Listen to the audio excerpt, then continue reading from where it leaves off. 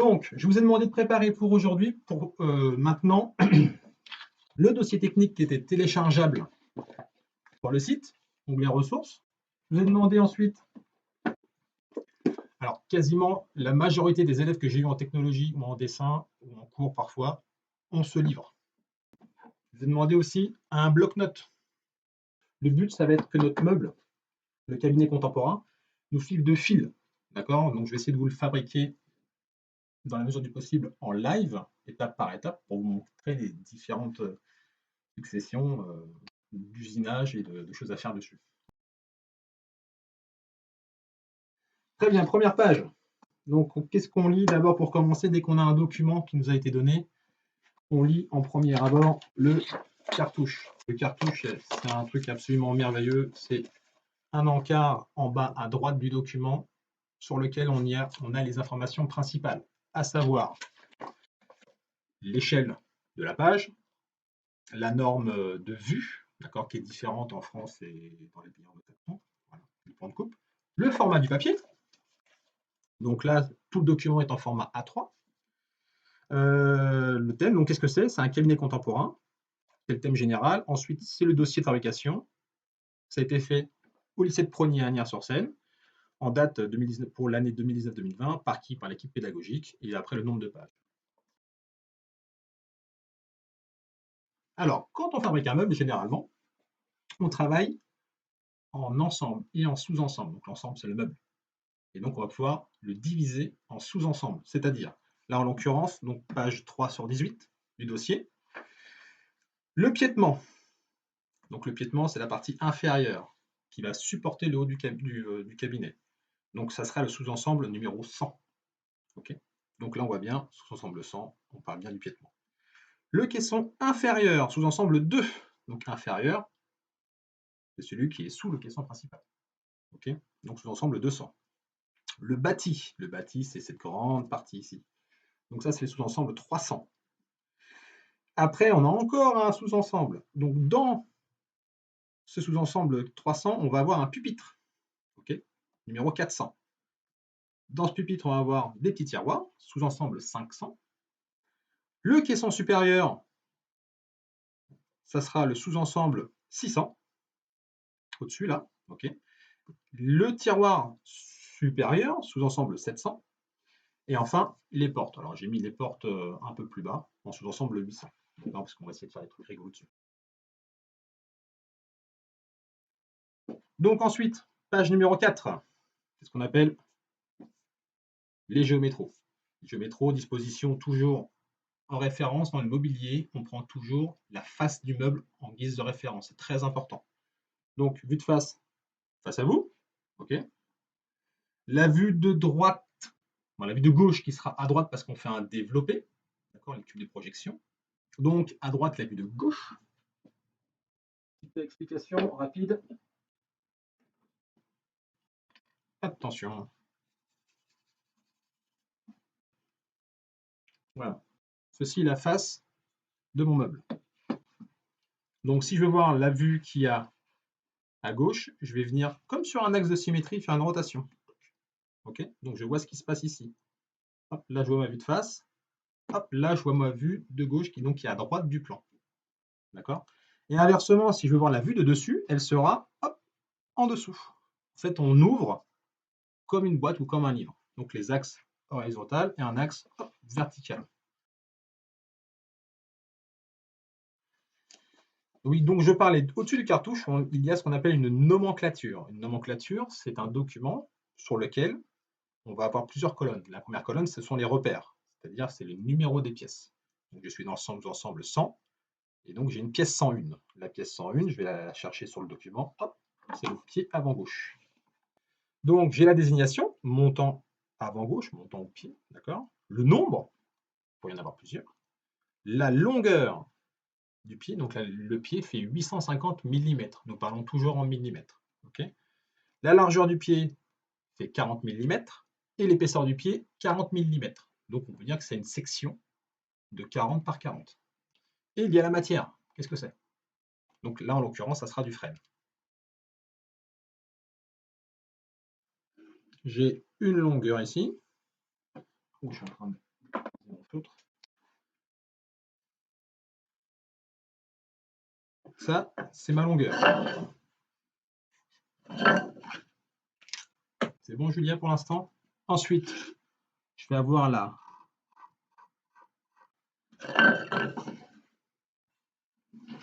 largeur de la pièce. Okay. Et ici, j'ai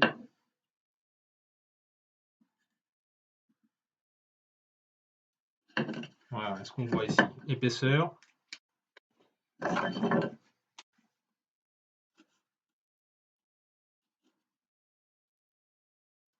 La largeur. Et enfin,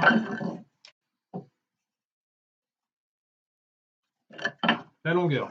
Est-ce qu'on voit quelque chose? Je n'arrive pas à voir si c'est relativement assez intéressant. Donc, Julia, une pièce de bois, c'est un volume. Okay, c'est un parallélépipède. Donc, on a forcément une longueur de pièce, on a une largeur de pièce et on a une épaisseur de pièce.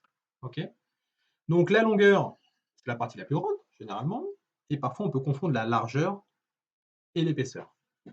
Donc, du coup, la section d'une pièce, Julia, c'est la largeur et l'épaisseur. Donc, ça nous fait un carré. C'est ce qu'on appelle la section. C'est que vous établissiez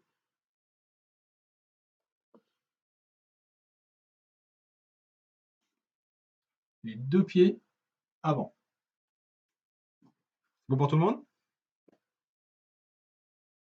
Alors, vous allez me dire, il y a 4 pieds, alors je ne sais pas si je fais ça sur chaque pied, on pourra confondre les pieds les uns aux autres, ce qui est complètement vrai. Donc, pour améliorer et nous retrouver dans notre plan, j'éteins, et voir un peu plus de contraste, je vais les nommer. Donc, mon pied avant gauche, donc mon montant avant gauche, il est sur, qu'est-ce qu'on prend toujours en référence sur un meuble, soit en dessin ou en fabrication, on prend toujours la face. Okay, donc ça, c'est mon pied avant, je suis à l'envers, gauche. Mais c'est mon pied de façade. Donc dessus, j'ai marqué un petit F.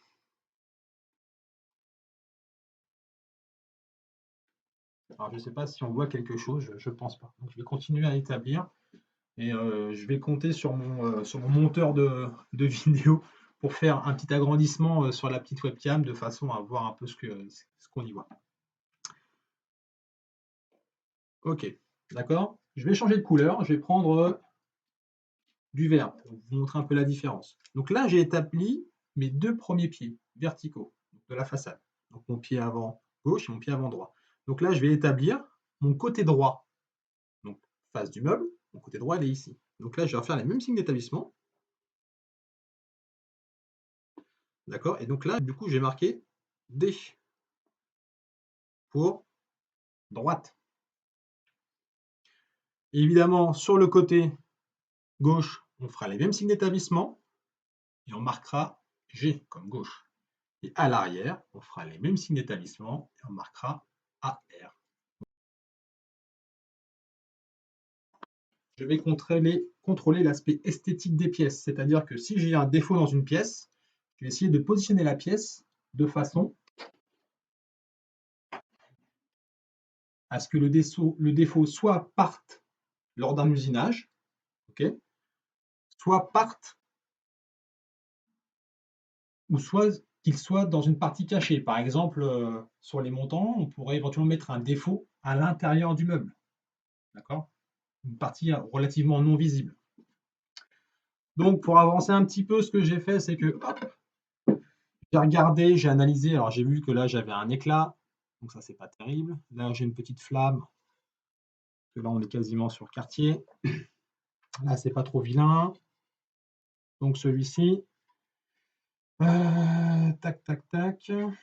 Celui-ci, je vais le mettre à l'intérieur parce qu'après, je vais faire des gaines. Donc, je vais me le mettre ici.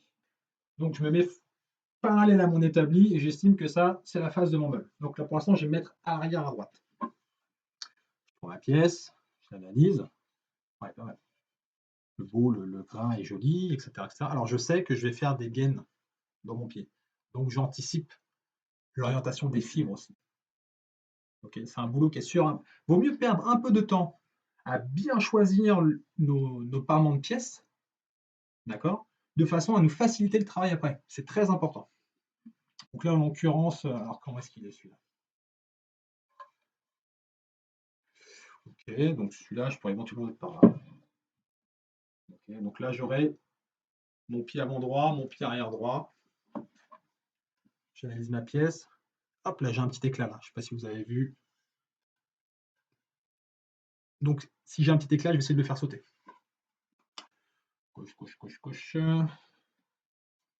Ok, donc si je me mets comme ça. Est-ce que vous voyez les pieds ou pas? C'est pas trop loin? C'est bon? Je vais avancer un petit peu. Voilà. Ok. Et ensuite, la dernière pièce, qui est pas mal aussi. Okay. Alors après, je contrôle visuellement que j'ai aussi un petit suivi esthétique du fil et on va dire du grain, du bois. Donc là, sur ma vue de face, j'ai orienté de même façon mes fibres.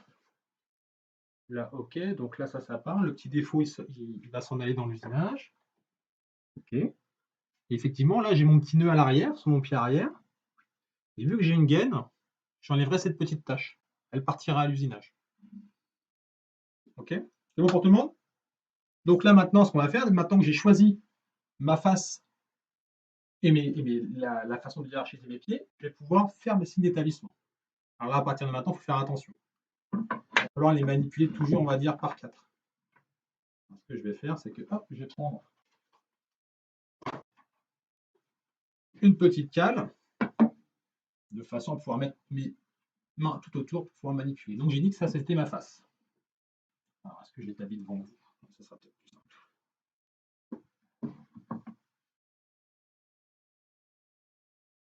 Ça a l'air d'aller. Donc, j'établis, comme disait Simien Esteban, sur le tiers supérieur. Donc là, c'est ma face du meuble. Donc, je vais faire ma fameuse petite serrure. Donc, je peux faire mon rond, mes deux triangles, et je fais, vu que je sais que c'est ma façade,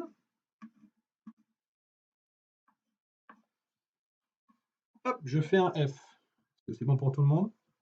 Non, évidemment, je fais un retour vidéo. Donc, une fois que j'ai fait ma façade, ça, c'est le côté gauche. J'ai entendu la réponse. Hop là, je vais avoir, j'ai établi ma façade, mon côté gauche, mon côté droit, et hop, mon arrière. Ok? Donc là, j'estime que mon piétement, il est OK. Donc du coup, j'ai deux traverses hautes de façade, deux traverses de face. Donc là, je vais me dire que celui-ci, ok, il n'est pas trop vilain, avec celui-là, et ça sera ma traverse haute arrière. Donc je prends, ok, je contrôle, ça me paraît pas mal. Je ne sais pas si on voit. Donc là, pareil, signe d'établissement. Voilà. Il faut toujours réaliser ces signes d'établissement, les pièces collées, de façon à ce que quand on les enlève, on puisse savoir quelle pièce va où. D'accord? Alors là, j'aurais pu ne pas faire le petit trait au milieu, d'accord, parce que je n'ai que deux traverses. Généralement, on rajoute un 3 quand il y a la troisième traverse. Et plus on fait les signes d'établissement haut, plus voilà, c'est plus facile. Ok? Traverse haute, traverse basse. Alors, ce sont mes traverses hautes et basses de façade. Aujourd'hui, ok, il faut qu'on s'informe et qu'on prépare. Donc, on s'est informé en prenant le dossier technique et en le lisant. D'accord, c'est important de l'avoir, de le lire, de se poser des bonnes questions. Une fois que c'est fait, on commence à tracer. Donc, on a fait les signes d'établissement. Donc, du coup, jeudi, ce qu'on fera, c'est qu'une fois qu'on a établi les pièces du sous-ensemble numéro 100, donc du piétement, je vais tracer avec vous, nous allons tracer ensemble les usinages. D'accord? Donc là, en l'occurrence, on va faire des usinages à la domino. Donc, j'ai déjà tout préparé. D'accord? Donc, j'ai mis des scotch voilà, sur une machine à domino. Donc, on va pouvoir commencer à tracer les usinages, faire les usinages, et ce qui serait pas mal. Alors, en plus de tracer les usinages, on tracera les gainages des pièces aussi, ça c'est rigolo. Donc, je vous tracerai tout ça. Et je vous montrerai comment on fait les gainages et surtout comment est-ce qu'on va se faciliter la vie pour faire les assemblages à domino. Ok?